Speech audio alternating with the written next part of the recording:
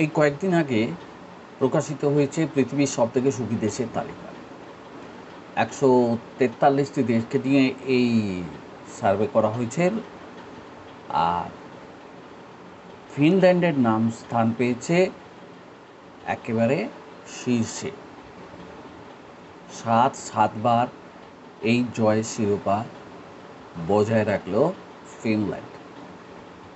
ফিনল্যান্ডের পরেই রয়েছে Denmark, Iceland ও Sweden পৃথিবীর সবথেকে হাসি খুশি দেশ হিসেবে তাদের নাম তুলে ফেলেছে। 2020 সালে যে তালিবান শক্তি আফগানিস্তানকে বিভিন্ন দিক দিয়ে জর্জরিত করেছিল, সেই আফগানিস্তান এখনো পর্যন্ত বেশ শক্তভাবে দাঁড়াতে পারেনি। আর 143টি দেশের তালিকায় সেই কারণে তার স্থান হয়েছে সব থেকে নিচে। তো আজকে এই বিষয়ে আলোচনা করব, পৃথিবীর সব থেকে হাসি খুশি দেশ। তো যারা আমার এই চ্যানেলের সঙ্গে যুক্ত, মলয় বন্দ্যোপাধ্যায় ইউটিউব বাংলা চ্যানেল, যারা প্রায়শই আসেন, আমার চ্যানেল দেখেন, ভিডিও দেখেন, উপভোগ করেন, তাদের জন্য আমার তো বলা রয়েছে যে আপনারা এই চ্যানেলে আসুন, দেখুন, ভিডিওগুলো উপভোগ করুন, প্রথম থেকে শেষ পর্যন্ত দেখুন। যদি আপনাদের মনোরঞ্জন করতে পারে তাহলে দেখবেন, না হলে দেখতে হবে না। আপনারা তখন লাইকও করতে পারেন, ডিসলাইকও করতে পারেন, অ্যাজ ইউ লাইক। আর যারা নতুন তাদের বলবো যে এই চ্যানেলে এসে একবারে স্বাদ গ্রহণ করে যান, তারপরে নয় আসবেন না। যাই হোক, এই গত 20শে মার্চ বিশ্ব সুখ দিবস গেল। আর ওই দিনেই কি হলো না, একটা তালিকা প্রকাশ করলো জাতিসংঘ। প্রতি বছরই এই ঘটনাটা ঘটে থাকে। সুখ দিবসে সুখী দেশের তালিকা প্রকাশ করে জাতিসংঘ। 2024 সালে যথারীতি এই তালিকা আবার প্রকাশিত হলো এবং দেখা গেল অদ্ভুতভাবে সুখী দেশের তালিকা থেকে বেবালুম ছিটকে গেছে জার্মানি ও মার্কিন যুক্তরাষ্ট্র। তালিকার প্রথম থেকে 20টি দেশের মধ্যে জায়গা হয়নি এই দুটি দেশের। 23 নম্বর এবং 24 নম্বরে যথাক্রমে রয়েছে এদের নাম। আর সুখী দেশের প্রথম 20টি দেশের মধ্যে উল্লেখযোগ্যভাবে স্থান করে নিয়েছে কুয়েত এবং কোস্টারিকা। 12-13 নম্বরে রয়েছে যথাক্রমে এই দুটি ছোট ছোট দেশ। বিশ্বের সুখী দেশগুলো কোনো বৃহত্তম দেশগুলিকে স্থান দেয়নি। তালিকা শীর্ষে যে 10টি দেশ রয়েছে তার মধ্যে নেদারল্যান্ড আর অস্ট্রেলিয়ার জনসংখ্যা বেশি, আর কানাডা যুক্তরাজ্যের জনসংখ্যা 30 মিলিয়নের থেকেও বেশি। খুব আশ্চর্যের ব্যাপার এটা।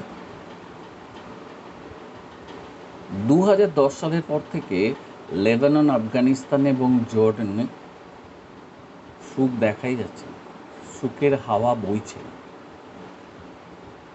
অথচ দেখা যাচ্ছে যে সার্বিয়া, বুলগেরিয়া, লাটভিয়ার মতো পূর্ব ইউরোপের দেশগুলো আস্তে আস্তে করে উপরের দিকে উঠে আসছে। একটু করে সুখের বাতাবরণ সেখানে তৈরি হচ্ছে।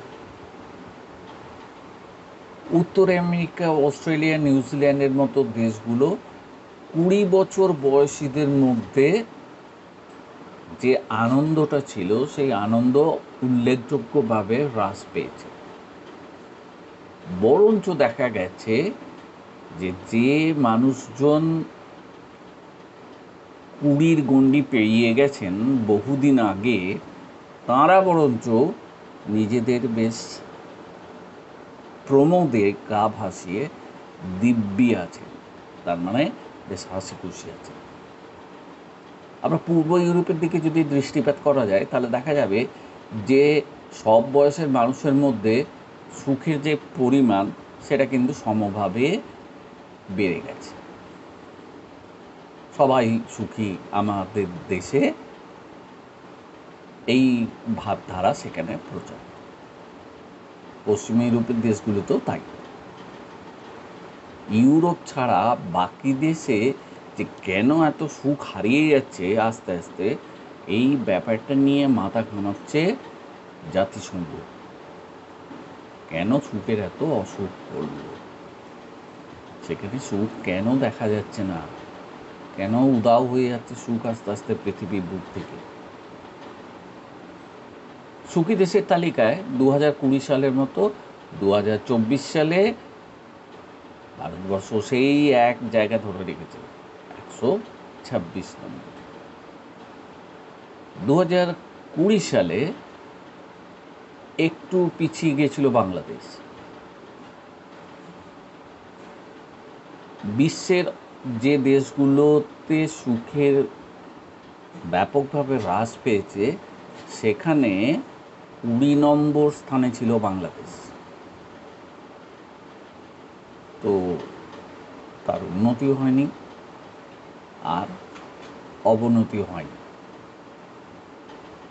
বরঞ্চ দেখা যাচ্ছে যেটা, যে আমাদের এই এশিয়ান কান্ট্রিগুলো সুখের পরিমাণ উল্লেখযোগ্যভাবে কমে গেছে। তবুও আরব দেশগুলোর মধ্যে যেমন কুয়েত খুব ভালো জায়গা করে নিয়েছে, লেবানন খুব ভালো জায়গা করে নিয়েছে, এসব যে দেশগুলো ছোট ছোট দেশ হলেও এরা কিন্তু যথেষ্ট উন্নতি ঘটিয়েছে। মানে এখানে সুখের হাওয়া বইছে। এখন এই যে সুখ আর অসুখ মানুষের নয়, দেশের, এগুলো কিসের তালিকা থেকে বিশ্লেষণ করা যায়? এইগুলো বিশ্লেষণ করা হয় মানুষ কতটা ভালো আছে, কতটা খারাপ আছে, এই একটা মূল্যায়ন থেকে। মানুষের স্ট্যান্ডার্ড অফ লিভিং ভালো না খারাপ, সাম্প্রতিককালে কত, আগে কত ছিল, এই একটা তুল্যমূল্য যে বিচার, এই বিচারে এই ব্যাপারটাকে দেখা হয়। অর্থনৈতিক সামাজিক পরিস্থিতি বিচার করা হয়। মানুষ ব্যক্তিগতভাবে কতটা সুখী, এই প্যারামিটারটাও এর সাথে যোগ হয়ে গেছে। প্রকৃত আপনি সুখী কি না এটাও ভেবে দেখা হবে। দেশকে ভালো দেখাতে গেলে একজন দেশের মানুষকেও সুখী দেখাতে হবে। আপনি কতটা ব্যক্তি স্বাধীনতা উপভোগ করেন এটাও কিন্তু ওই যোগ্যতার নিরিখে মেপে নেওয়া হবে। যদি ব্যক্তিগত স্বাধীনতা আপনার না থাকে তাহলে কিন্তু আপনি পেছিয়ে পড়া দেশের মধ্যে অন্তর্ভুক্ত হয়ে যান। আর এর সাথে সাথে কি রয়েছে, মানুষের ইনকামের যে রেশিও, সেটা, মানুষের জিডিপি কত, আর সেই দেশে দুর্নীতির পরিমাণ কতটা, সেটা নিচের দিকে না ওপরের দিকে, এই সব কিছু মিলেমিশেই একটা দেশ ভালো আছে কি মন্দ আছে এগুলো ভেবে নেওয়া হয় এবং তারপর সেই শিরোপা তাদের উপর চাপিয়ে দেওয়া হয়। সুতরাং যে দেশগুলোই হাসি খুশি আছে সেই দেশগুলোর মানুষরা যে খুব আনন্দে আছে এ কথা বলাই বাহুল্য। আর যাদের নাম করা গেল না বা যাদের নাম হাসি খুশি দেশের মধ্যে নেই, তাদের আস্তে আস্তে ওপরের দিকে উঠে আসার প্রচেষ্টা করা ছাড়া কোনো কর্তব্য নেই। এই বিশ্ব যে আজকে একটা বিষম পরিস্থিতির মধ্যে দিয়ে যাচ্ছে, এটাই হচ্ছে এই বিচারের বিচার্য বিষয়। তাহলে পৃথিবীতে যদি সুখ আনতে হয়, প্রকৃত সুখ আনতে হয়, তাহলে বিশ্বব্যাপী মানুষকে সুখের কথা ভাবতে হবে এবং নিজেরা কিভাবে সেই সুখের স্তরে উন্নয়ন ঘটাতে পারে সেদিকেও মোটামুটিভাবে মাথা ঘামিয়ে রাখতে হবে। তবে গিয়ে এই সুখের শিরোপা ধারণ করার যোগ্যতা। যাই হোক, এই হল সামগ্রিক একটা ছোটোখাটো আলোচনা। এই আলোচনার ব্যাপারে যদি কিছু আপনাদের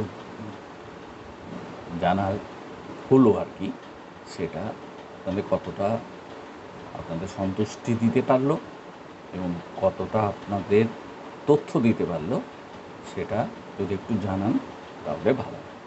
যাই হোক, সবাই মিলে ভালো থাকবেন, সুখে থাকবেন, সুখী থাকবেন, সুখী করার চেষ্টা করবেন। এবং আমরা পিছিয়ে আছি বলে যে আমরা এগিয়ে যাব না, এটা ভাবার কোনো অবকাশ নেই, বা যারা পিছিয়ে আছে তারা এগিয়ে যাবে। সবাই আমরা আশাবাদী হব এবং আগামী দিনের দিকে তাকিয়ে থাকব।